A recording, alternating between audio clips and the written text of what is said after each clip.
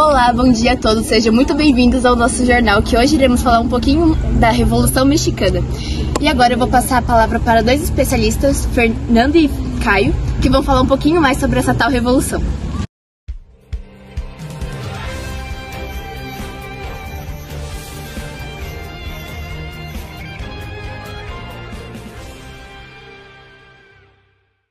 Eu sou a Fernanda e eu vou falar sobre o que foi a Revolução do México.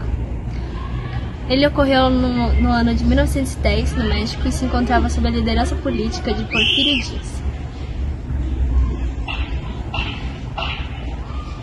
que havia implantado a ditadura no México, pertencendo por mais de 30 anos ao poder. Durante a ditadura porfirista, prevaleceram as grandes propriedades de terra e a ausência de liberdade democrática. O ditador Porfirio Díaz conduziu a classe latifundiária a assumir ideias da burguesia norte-americana e europeia, negando totalmente as tradições indígenas do México. A política de José Porfírio visava visualizar a entrada de capital estrangeiro para exportar os recursos naturais e vegetais e fabricar produtos para exportação.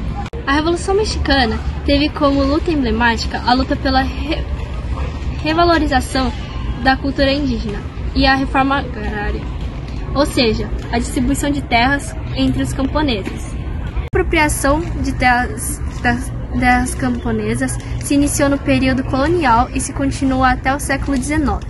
A situação ficou agravada na ditadura de Porfírio, culminando no ódio dos camponeses que viviam explorados. Da igreja e da elite faziam as oposições aumentarem. Não tendo mais saída, Porfírio Díaz renunciou.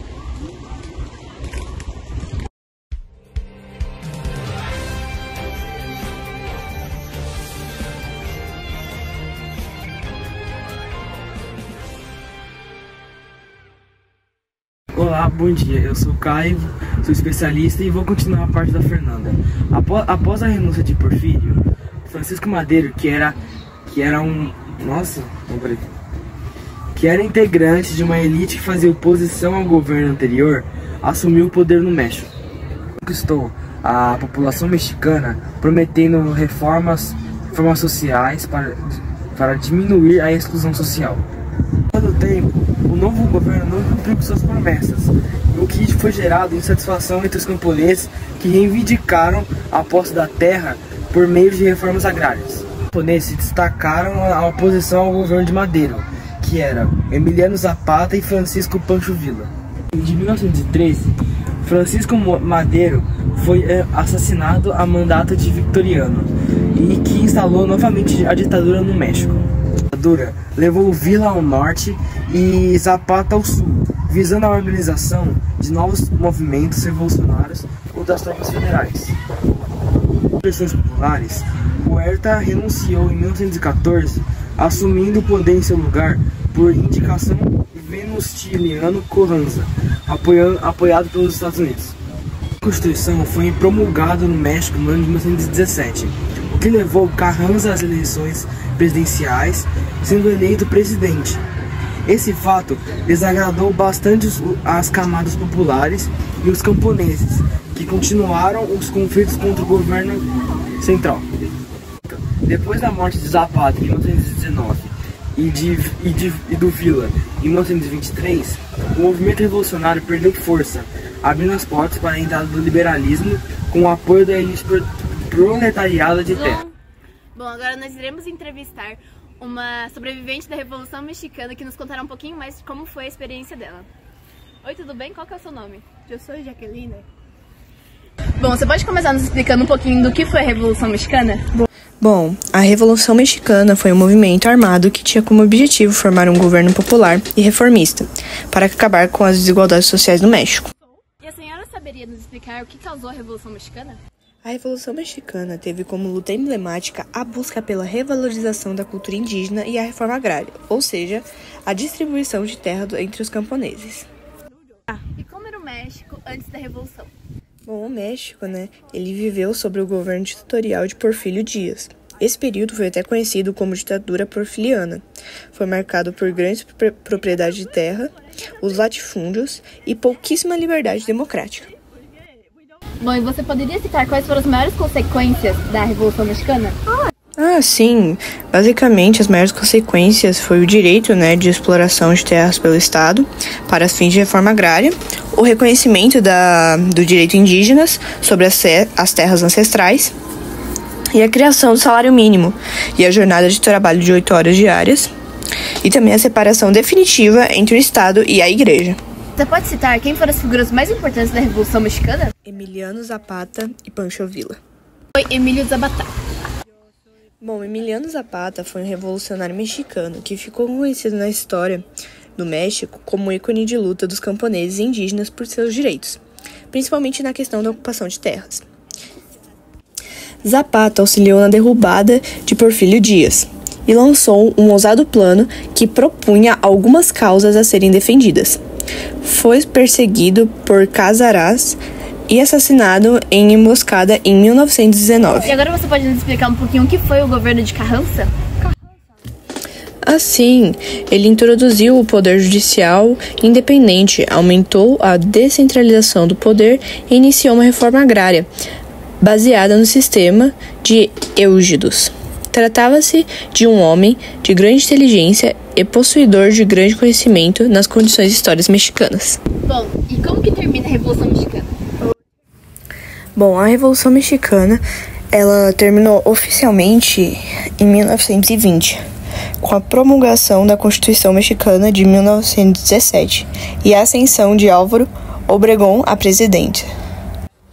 Bom, e a conclusão do conflito ele pode ser resumida em vários eventos chaves, como a Constituição de 1917, que foi a Constituição promulgada em 5 de fevereiro de 1917, que introduziu reformas agrárias, trabalhistas e de educação, refletindo muitas nas demandas revolucionárias.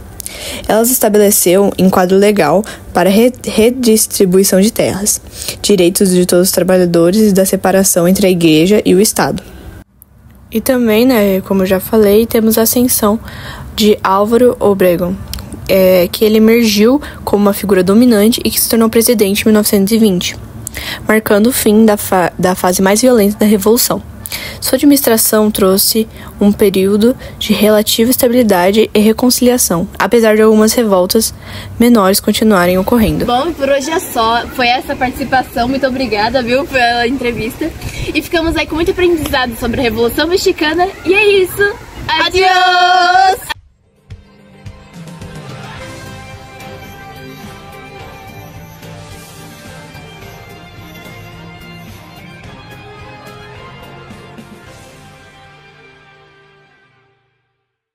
Como informações extras, eu vou citar antecedentes da Revolução.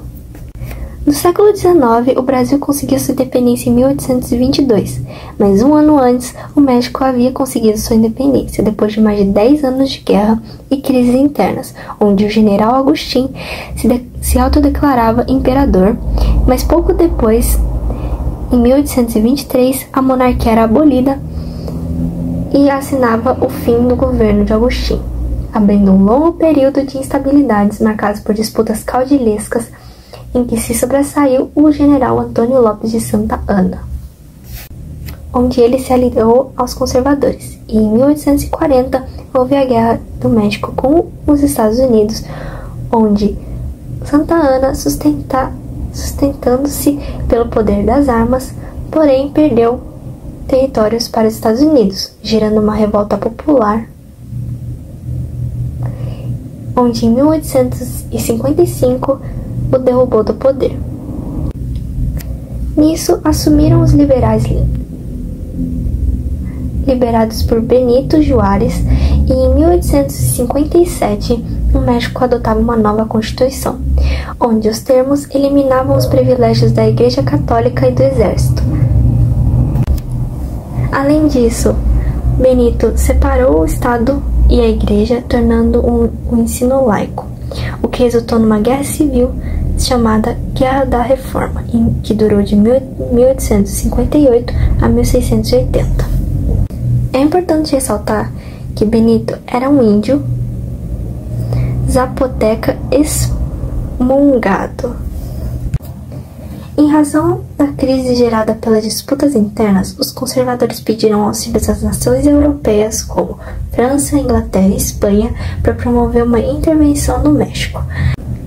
A França, de Napoleão III, atendeu os apelos e instaurou uma monarquia no México, liderados por Benito, liberais e patriotas, contando com o apoio dos Estados Unidos e expulsando os franceses em 1867. Novas lutas pelo poder continuaram até 1876, onde Porfírio Dias deu um golpe e estabeleceu uma longa ditadura.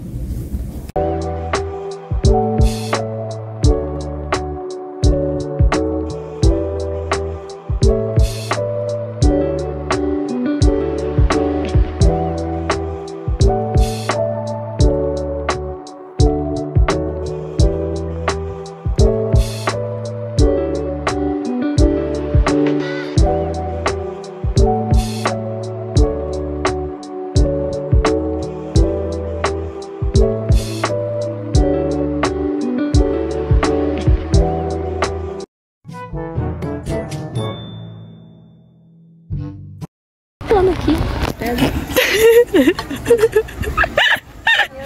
Só porque eu não queria.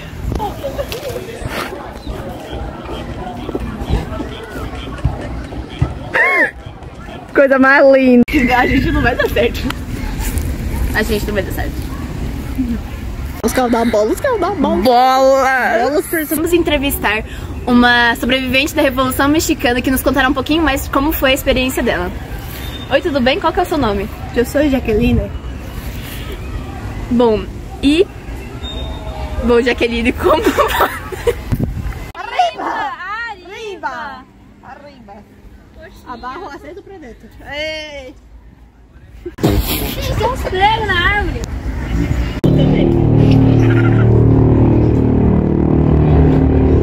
Meu Deus. Com o passar do tempo, o novo governo... Mano, calma. Tá. Conquistou a população mexicana.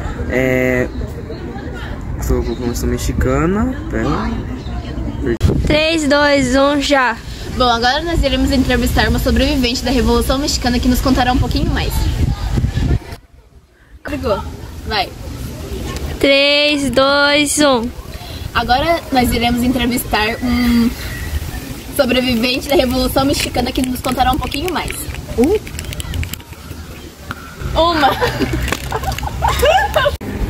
Abarro, aceito pra dentro. Ei!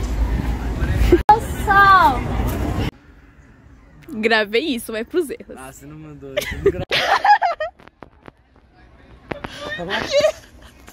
Bem mexicano, bem mexicano. Ano de 1900. Tem que falar devagar. Eu tô elogiando minha barriga, tá bom? 2, 1. Calma. Começou já um erro. Aí. Olha o cara, Mano, esse cara é foda. Ele implantou no México uma ditadura onde ficou por 30 anos. Durante a ditadura porfirista, prevaleceu... Cala a boca. Durante a ditadura porfirista, prevaleceram as grandes propriedades de terras e a ausência de liberdade. Durante a ditadura porfirista, Começou já um erro. Aí. Ó, já. Já. Bom dia, sejam muito bem-vindos ao... Ih, calma. Calma, não. Hello. Quietinha, vai, por favor, por favor. Vamos repetir itinerário? Falta 15 minutos. Vai. 3, 2, 1. Nada. E eu vou falar. Eu sou especialista e eu vou falar sobre. Ai, você pode me explicar um pouco sobre o governo de Carranza? Carranza? Pode ler. É tipo catarro, tá ligado? Deixa eu filmar o cara. As ideias.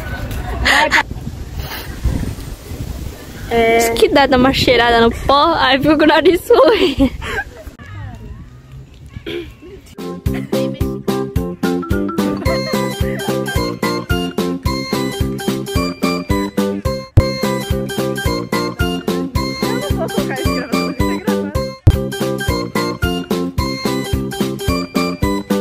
já?